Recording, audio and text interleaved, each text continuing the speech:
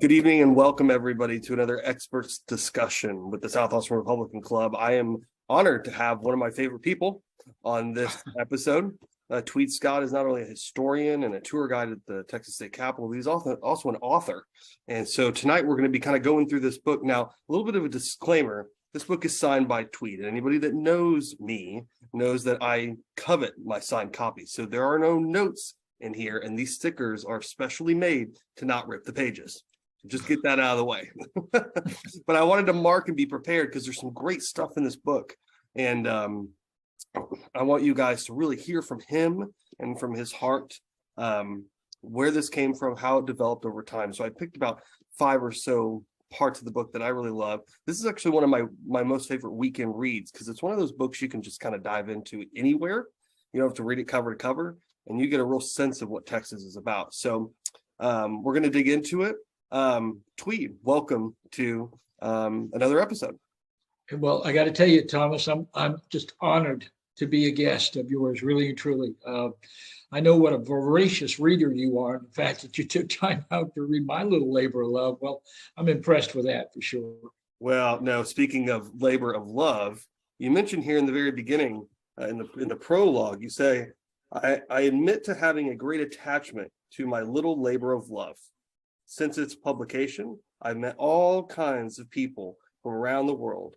And you go on to say that you wish you'd met them earlier so you had more time to really dig into some of these. But I think this is definitely more than a sampling of some of these amazing people that you got to talk to. So tell us, labor of love, what does that mean to you? Well, I've got to go farther back to the beginning so this book will make some sense. In that, I was not born in Texas, and before somebody goes out and yells, "Get a rope," I want to see a show of hands. Who among us right here got to choose where you were born? Yeah, that's what I thought. Nobody. You may not get to choose where you're born because mom basically pulled the trigger on that one for you, but you darn sure get to choose where you live. And frankly, in all humbleness, I'm home. This is where I need to be. I love this place. And the beginning of the book comes from a dinner conversation one night at the table. I'm gritching at my son about something, and it doesn't matter what. We don't even remember now. It's not it's not important. But somewhere in that conversation, my wife, so out of character for her, said to my son, "Tyler, do not listen to your father." And I just cranked up and like, wait a minute, we've always had a united front with the kids, right? And she said, "Tyler, understand, you have something your father will never, ever have." And he said, "Well, what's that?" And he said, she said, "Well, you were born in Texas." And I thought, that's it. That cuts it. These people have got another darn gene. There's a T chromosome or something, and I'm going to go find it. That was the genesis of the book.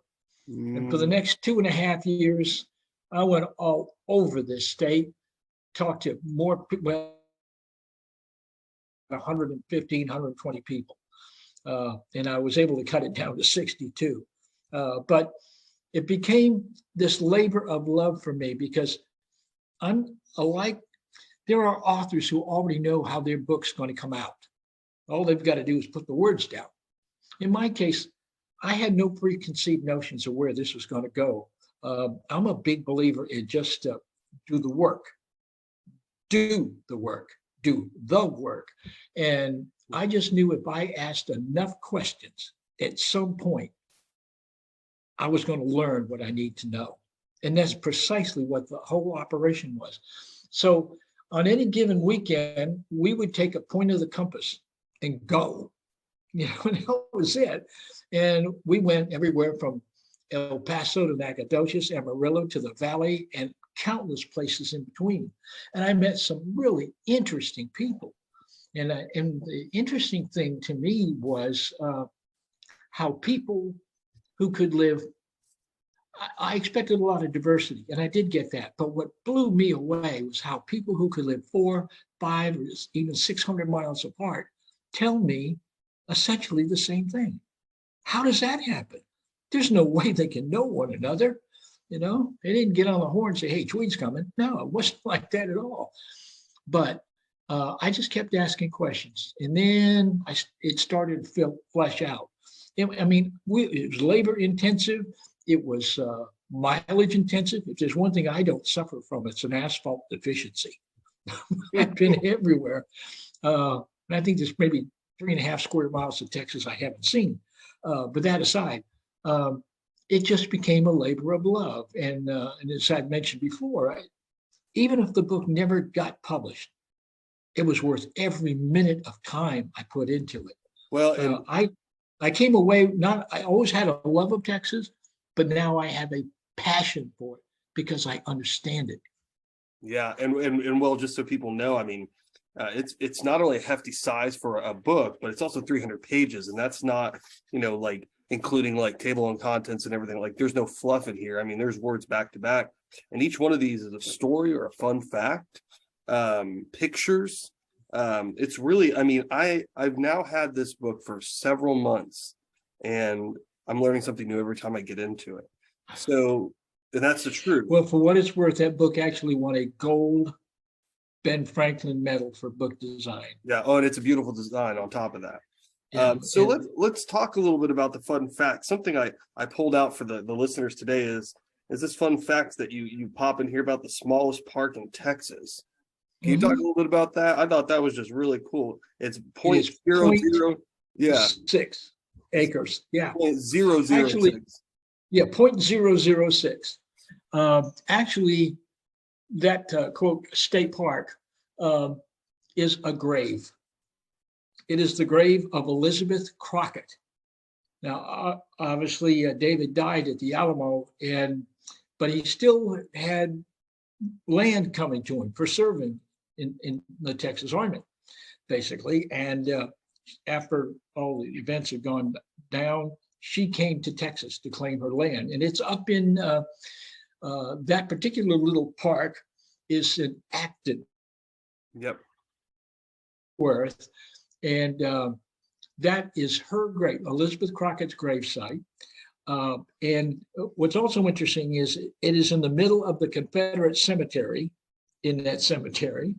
And there's actually a marble Capini, who we all know for the sculptures he did, the Stephen F. Austin statue at the State Cemetery is a Capini. There's also another Capini at the State Cemetery on a Joanna Troutman's grave. Those are made of bronze. This one was made of marble, but it's an obelisk. It is her gravesite, and it's got a Capini on it. So it was just taken. These fun little things, I just love to run them down and see what they actually look like. And that's it. It's a grave. We're really a cool fact. And you said Acton is where is it near? Sorry. It's outside of Granbury, which is up near Fort Worth. Okay. It's in North Texas. That's what I thought you said.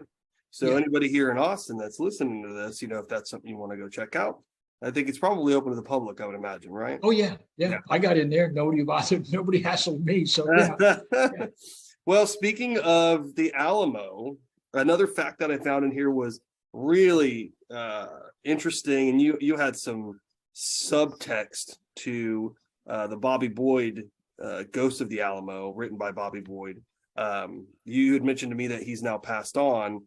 Yes. And I mentioned to Tweed, I said, well, maybe he's one of the ghosts at the Alamo now. And Tweed's response was, there's a lot of ghosts up there.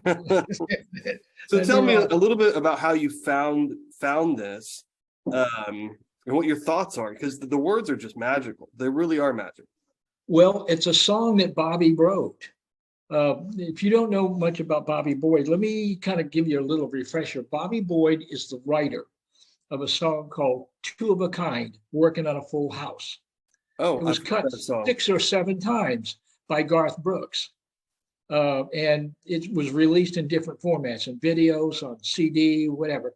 And in fact, I remember asking Bobby about that. So tell me, because I've always been fascinated by songwriters, more so than the artists themselves. Because I've always been curious about the story that's behind the story, behind the song. Where did it come from? That's always fascinated me. And I asked him about that. And he said, Two of a Kind working on Full House was a tribute to his mom and dad. They were two of a kind working on a full house. And of course, you get the card, the playing card or the poker reference. But he was not from Texas, but he just loved Texas. He was passionate about it. He kind of felt the same way I did about it. And this whole thing with the ghost at the Alamo was just like something that struck him. He just felt it. Some songs come that way. It's like writing. Sometimes you're on blast. You can't get it out of your pen fast enough, or your fingers. And then some, I'm going to kind of go a little circuitous here, but I remember in the case of John Denver, we can go there for just a moment. John Denver wrote Annie's song in 10 minutes. It took him 9 months to write Rocky Mountain High.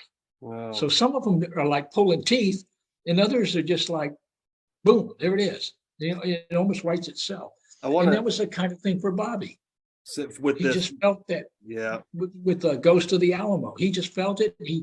I believe he had been to the Alamo, and it touched his heart. Well, and that was the result. You know, every word matters to me, and this is something that's near and dear to my heart. There's a line in here. It's the second to last line of the chorus, I think. No, it's second line of the second verse. What page is that on? That is page on 155.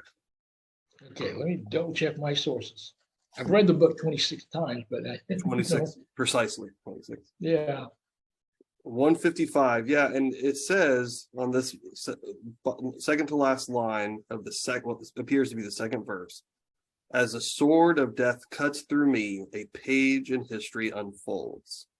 That is, I mean, chills. That is, right. It's rich, and it's a very, I'm not even going to add to it. Well, you know, and that, like I said, I know that's something that came from his heart. It's one of those things that you feel, and there's that weird little chemistry that happens between what you feel and the way you state it. Just come together magically. That, you know, that's the great thing about writing. Is sometimes, like when I was starting to write, I remember I would write stuff. My plan was I'd write 10 minutes a day, just practice. Yeah. But next thing I know, I'm not writing for 10 minutes. I've been writing for 45. But then I'd put it away for a couple of 3 days, and then I'd come back and read it. And some of that stuff I'd look at and say, who wrote this crap? You know? And then other days I'd look at it and I'd go like, wow, I wrote that. And you just, it's just that little spur. You just keep going on and on and on. And the more, writing's like a muscle. The more you do it, the better you get at it. And the same with reading, right? Reading and writing go hand in hand. Yeah, absolutely. And speaking of your writing and your progression through your career, the next person I wanted to focus on here is Jan Triplett, who was your business coach. He was my business coach. Yeah. Way back in the day. Way back in the day. So tell me a little bit about her story in here. I loved reading, or I continue to love reading this portion of the book. And there's something that I want to pull out to show people at home. There's a lot of these little inlets of quotes. Mm-hmm. And the reason I picked this one today, because there's a little sass in it. And as we know, a lot of Texas is full of sass. She says, Texas is special because it is full of itself. It believes it is better and has proof of it. And I love that, because that's that spiciness that we experience when we live here, and it really captures us. Captures that. So tell us about your experience writing with and for her in this portion of the book. Well, Jan, let me back up again. I did broadcasting for many, many years. And then when it was time to leave, I felt like it was time for me to leave the broadcast business. I went home, and I was home a couple of days, and my wife said, well, okay, fool, now what are you going to do? And I thought, well, I hadn't really completely thought that one out yet. She said, well, it's time to pull up a chair and start thinking. Well, a few days later, I did what any darn fool would do. I went out and started my own business. Boom. Of course. I started a writing company. I started writing marketing collateral and stuff for businesses. But I wanted to be able to do this right. And so I had known Jan in the past for what she did. And she has something called the Business Success Center here in Austin. And they take on clients and they basically teach you how to run a business. And there's so many different facets to that. And one of the things that shocked me about her to start with was that I'm starting a company. And her first question to me is, well, how is your company going to end? I'm going, wait a minute, I'm not thinking about the end. I'm just trying to get started. She said, no, you got to think about the end game first.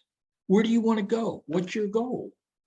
And well, that got me to thinking, and so it kind of changed it shifted my paradigm quite a bit. And I thank her for that. She's a wonderful woman, very smart. And then I wanted to talk to her about the book because I knew a little bit of her background. She was somebody who could, she talked about her mom a lot, about how her mom could be wearing a gown, a debutante gown or whatever, be there under the gown or a pair of boots. Okay. And she may be all gussied up and looking pretty, but if there was a rattlesnake out on the lawn, hey, there's nothing to go pick up the shotgun and blow it away right there in her dress. This is like, to me, the Texas women. They are wonderful people. I love Texas women. Strong, very strong women. Exactly. They know who they are. They know what they want. And if you don't know what they want, you don't have long to wait. They are not shy. So they will lead you where it goes. But that was Jan's sensibility of it too. She loves being in Texas, but she's a native. So how can you not love that? Yeah. But I learned a lot from her. And so much of Texas, I think to a lot of us, quote, outsiders, although I don't consider myself that anymore, it's a perception. These people are something else. They really are. And I noticed that right away. Yeah. It took me about 3 weeks to get up the courage when I got stationed down in Kingsville, because I came from New Hampshire 7 months after I joined the Navy, which I literally went to boot camp the morning after high school graduation. 7 months later, I'm living in Kingsville, wondering who I ticked off, because if it walked, if it crawled, if it slithered, it would hurt you. And on top of that, the plants can even draw blood. Okay. So this is going to take some adjusting, but I fell in love with the place probably within 3 weeks. And it was because of her people. I've always been fascinated by these folks. And to get a chance to go all over and talk to people, that was amazing. I literally had, in the course of doing the interviews, I had 2 grown men tear up telling me what Texas means to them. And I had the privilege of sitting across the table. It might have been a picnic bench out at the Cotton Bowl there during the state fair. I've interviewed people in their homes. I've interviewed people everywhere. I mean, it seemed like, but to look into their eyes and you can see their soul. I got more benefit out of this book than anybody who's ever read it, simply because I was there. You were there. And I got to see these people. I will tell you that sentiment it does come through. There's a line at the end of Jan's, we'll call it a chapter.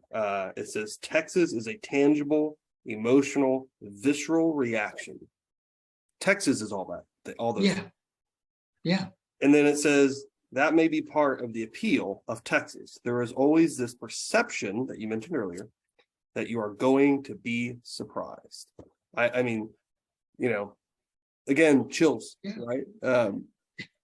Just when you've got it figured out, boom, here's something new that you never even thought of could happen. This is a great big stage to follow your dreams. Texas is a huge stage to do that. And I talk about that sometimes, about the 3 industries that were born in Texas. And it's all from the fact that not accepting the concept of no. That is a Texan at heart, because think about it. Let's go look at the cattle industry. That wouldn't have happened. And it wouldn't have happened in any shape, manner, or form until some guy by the name of Charles Goodnight put a bureau on the back of a wagon. He created the very first food truck. You can't take cattle up the road for 3 or 4 months without people to do that, and you got to feed them. But the chuck wagon made all that possible. And I mean, it's very inventive, but a whole industry, the cattle industry came out of that. And then later on, when Texas discovered oil, it changed the world again. That's world changing, right? Yeah, exactly. And the Industrial Revolution, all that. And then later on, think about it. The very first computer chip was developed in Fort Worth. Tandy, TI, all that. And not one of those industries was created by accepting the concept of no. Right. The thing is that you can fail. You just get up and you dust yourself off and say, well, heck, that didn't work. Now, how do we do this? And in the course of doing the book, I learned that Texans are truly how thinkers. If does not enter into the equation. You fail, you get up, and you just keep going until you find a way. And Texas has this huge stage. No matter what your dream is, it's there. You just got to go figure out how to do it. Well, then that leads me to my final question for you today. And so let me ask you, what is 1 or 2 of your favorite interviews in this book? I know that might be a hard and daunting question. Well, it is in so many ways, but 2 of my favorites, one was Liz Carpenter, Lady Bird Johnson's press secretary and chief of staff. I learned a lot of things from her. I initially knew her through the Writers League of Texas, but I got to know her I interviewed her for the book. She told me about the Friends Room, for lack of a better name. She was born in a house on the hill in Salado, Texas. And on the front of their house, they had a room. It was called the Stranger's Room. And that was for, back in the day, that's how news got learned. People would drive by. My dog's trying to get in my lap. People would drive by and need a place to spend the night. And so they would be invited to come into the Stranger's Room. It didn't, but usually in the morning, they'd invite them in for breakfast. And they would learn the latest news from where they had come from.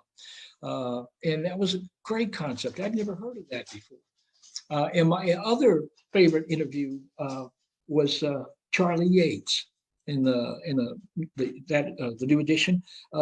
Charlie was my go-to guy when it came to Texas. This guy loved black powder so much. He was one of the reenactors, the Texas Legacy Association, and he was also some kind of colonel or something in the Texas Army. But he liked black powder so much, he went out and bought himself a cannon.